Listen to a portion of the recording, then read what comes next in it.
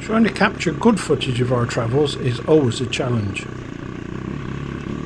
Once you throw in the added issues that off-road riding presents, exactly where to place that camera without risking the expensive hardware becomes a difficult choice. If you are placing a 360 camera, the options become even more limited if you want to make the most of its all-seeing capabilities. I wanted to find some semi-permanent mounting positions, solid enough to survive the rigours of off-road, quickly interchangeable when trail riding and simple to remove when not needed. Adventure bikes in particular, with their higher front towers and screens, make chest and chin mounts less effective at capturing a clear field of view, unless you're standing on the pegs.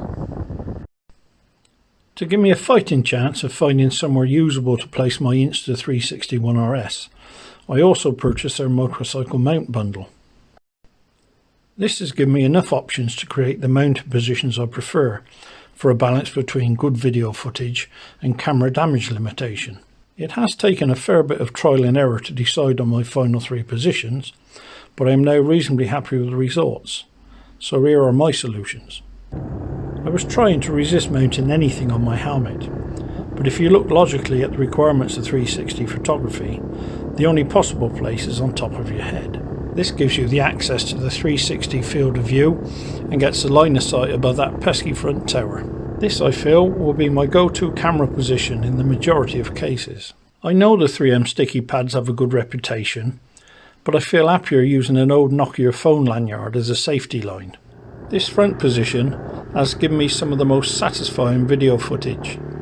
It gives a clear forward field of view and the ability to see past the bike to the rear, plus left and right. The engine sound is good and wind noise is not as evident as in other positions. Using a short selfie stick with a click mount cable tied to the crash bar vertical and 2 more cable ties on the horizontal. The slightly raised angle allows for the height adjustment to find the sweet spot for rearward stroke rider views, if required. The rear mount proved to be the toughest to crack. Getting the camera high and wide enough was a challenge.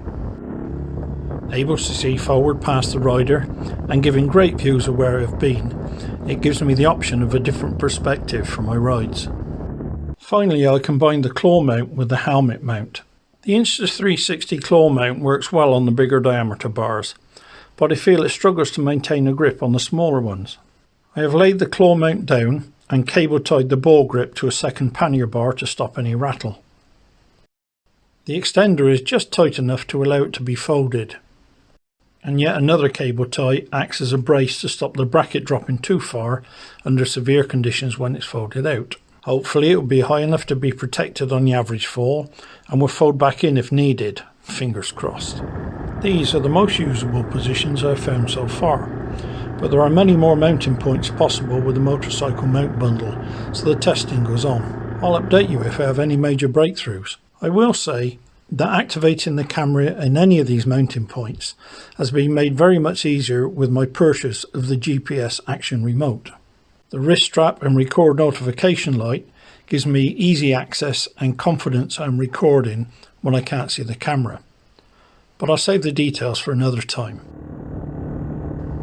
As always, thanks for watching, and I hope my efforts might prove useful to you, or at least give you some ideas or inspiration for camera mounting on your adventure bike. Happy trails.